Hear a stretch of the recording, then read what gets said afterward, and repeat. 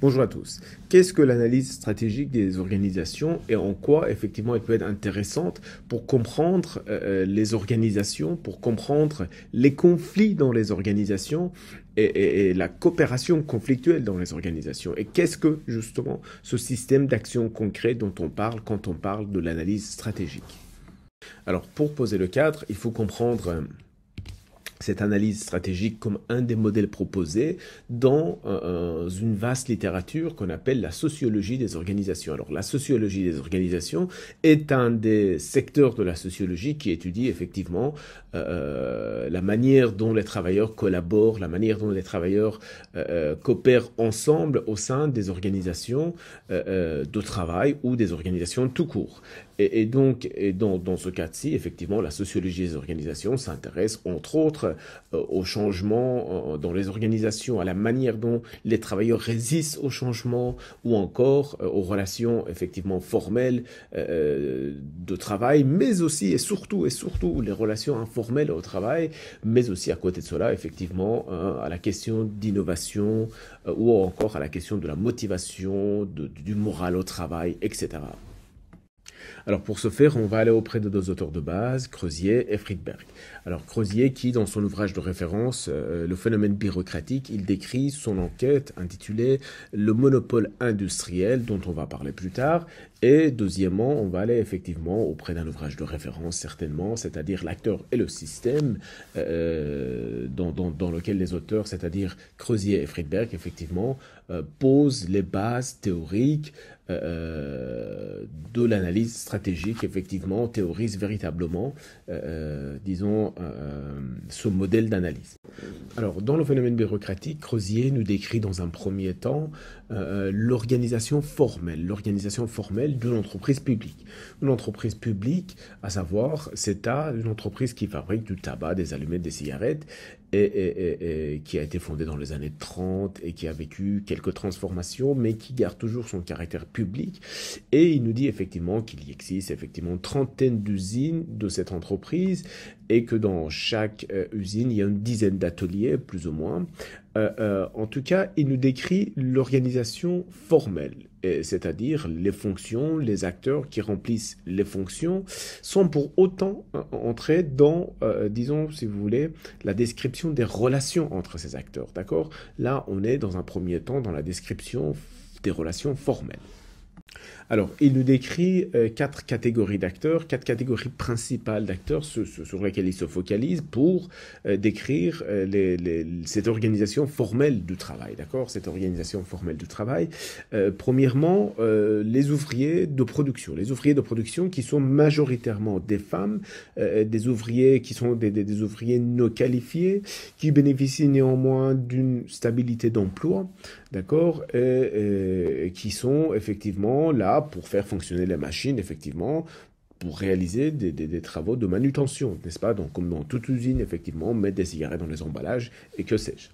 Et dans un deuxième temps, il nous décrit effectivement d'autres catégories d'acteurs. Alors, une autre catégorie particulièrement importante, à savoir les ouvriers d'entretien. Les ouvriers d'entretien qui, effectivement, bénéficient d'une échelle barymique de salaires plus importants, d'accord, des salaires plus importants, mais aussi, effectivement, le recrutement est basé sur un concours et que, disons, ils ont un savoir-faire. Ils ont un savoir-faire, une certaine technicité, puisque, effectivement, ils sont responsables de l'entretien, de la réparation, effectivement, des machines.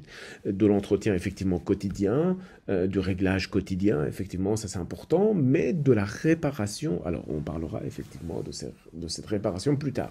Alors, les deux premières catégories d'acteurs, à savoir les ouvriers de production et les ouvriers d'entretien, ont des responsables hiérarchiques différents. C'est-à-dire, pour la catégorie ouvrier de production, ils ont effectivement comme chef le chef d'atelier. Le responsable est le chef d'atelier dont le boulot consiste à, comme tout chef d'atelier, effectivement, à vérifier la production, à surveiller, effectivement, à faire la comptabilité de la production, à comptabilité de l'atelier, à faire les horaires, comment dire, en cas d'absence des travailleurs, à trouver effectivement des remplaçants, que sais-je. En tout cas, il est le responsable des ouvriers de production, d'accord, des ouvriers de production. Et donc, c'est un peu, si vous voulez, c'est l'image du contremaître, d'accord, qui vient effectivement surveiller le travail des ouvriers. Alors, euh, pour les ouvriers d'entretien, effectivement, on a une autre catégorie de chefs, on a une autre ligne hiérarchique. Il s'agit des ingénieurs de production. Des ingénieurs de production, effectivement, ces ingénieurs de production qui sont plutôt, si vous voulez, qui correspondent davantage à l'image du scientifique dans l'organisation scientifique du travail taylorienne. C'est-à-dire, en l'occurrence, les ingénieurs de production ont comme responsabilité d'organiser rationnellement le travail, de définir des normes qui permettent de prévoir toute une série de situations, d'augmenter la productivité des travailleurs et de l'atelier, et de prévoir des situations de problèmes à travers toute une série de réglementations pour effectivement chaque atelier, mais aussi ils sont responsables effectivement des ouvriers d'entretien. Ils sont aussi responsables des ouvriers d'entretien. Alors, on a compris l'organisation formelle de chaque atelier, on a compris l'organigramme de chaque atelier avec les fonctions, les lignes hiérarchiques, n'est-ce pas? Maintenant, Michel Crozier s'intéresse aux relations entre les différentes catégories d'acteurs dans chaque atelier et il observe effectivement différents types de relations, n'est-ce pas? Par exemple, entre les chefs d'atelier et leurs subordonnés, à savoir les ouvriers de production, il observe qu'il n'y a pas forcément une relation tendue, mais plutôt une relation d'indifférence. D'accord? C'est pas une relation qui est marquée par des émotions affectives, c'est pas une relation particulièrement problématique. D'accord? Par contre, il observe effectivement quelques éléments de tension entre les ouvriers de production et les ouvriers d'entretien, sachant même que les ouvriers d'entretien ne sont pas des supérieurs hiérarchiques des ouvriers de production, n'est-ce pas? N'empêche que, effectivement, ils se comportent quelquefois comme, disons, leurs supérieurs hiérarchiques, même si, effectivement, les ouvriers de production ne sont pas leurs subordonnés, n'est-ce pas?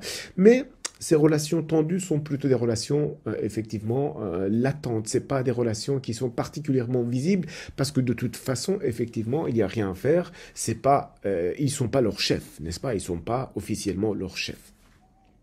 Par contre, effectivement, on a deux catégories d'acteurs qui sont en relation particulièrement tendue et de façon quasi déclarée, c'est-à-dire il existe un certain nombre de tensions marquées auprès des chefs d'atelier et les ouvriers d'entretien, auprès des chefs d'atelier et les ouvriers d'entretien. Alors comment ça se passe?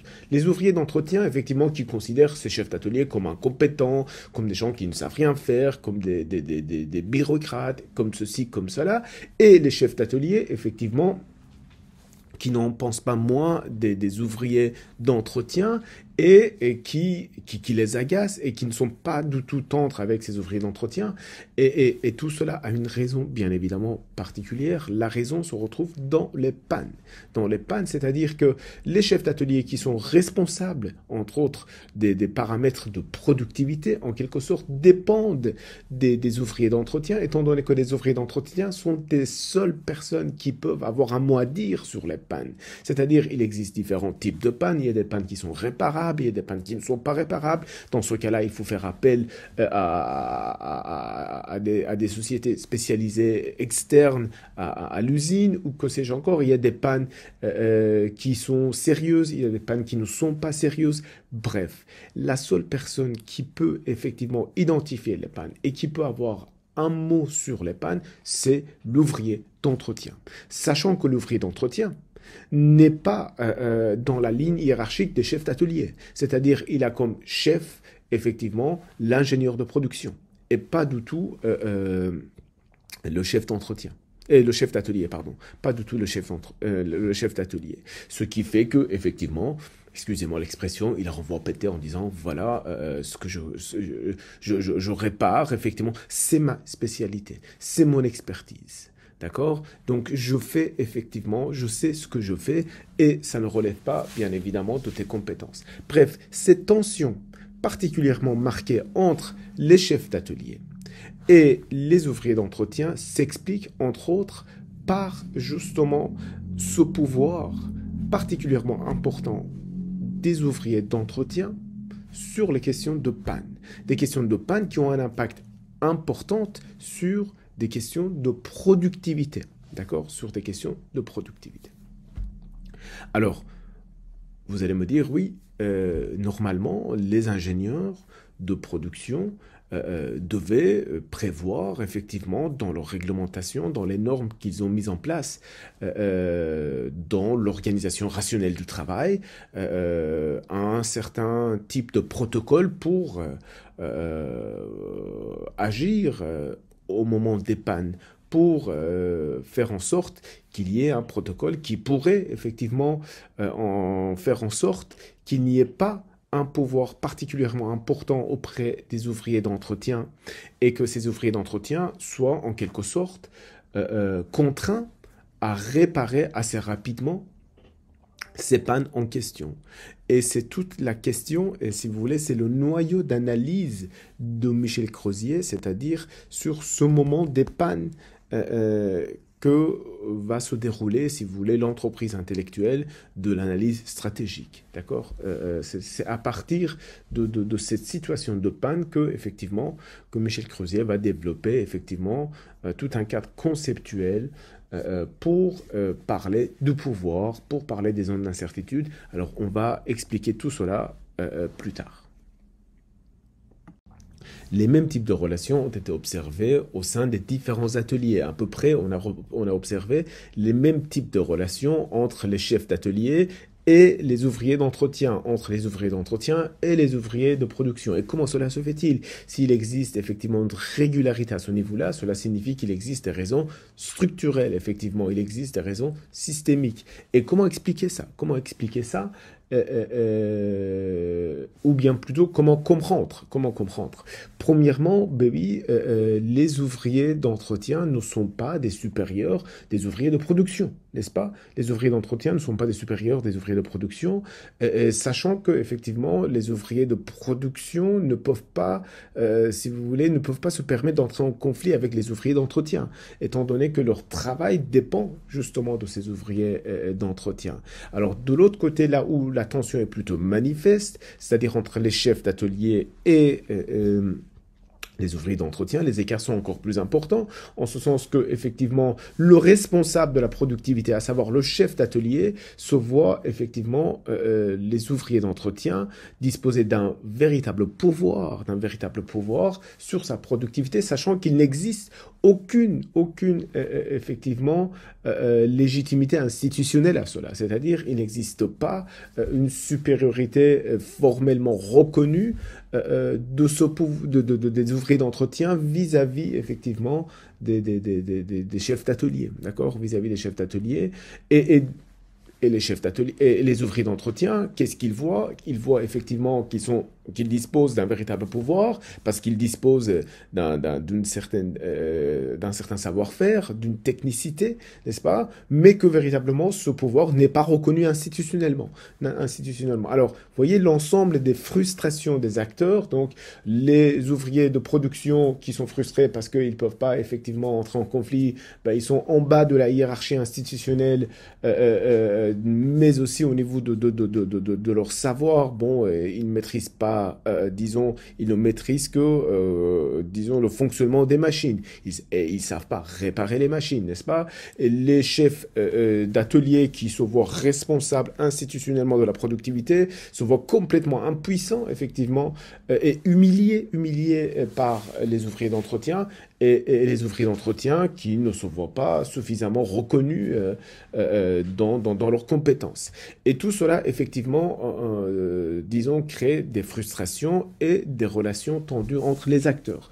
En résumé, effectivement, il existe un décalage entre, si vous voulez, les relations formellement reconnues de pouvoir, d'accord, et les relations de pouvoir véritables, c'est-à-dire qu'il existe un pouvoir théorique distribué, d'accord, qui ne correspond pas du tout, effectivement, au pouvoir effective des acteurs au pouvoir réparti entre les acteurs, mais de manière réelle. En quelque sorte, l'organisation formelle de la hiérarchie, effectivement, ne matche pas, d'accord, ne correspond pas à la répartition réelle du pouvoir, aux positions de pouvoir effectives des acteurs.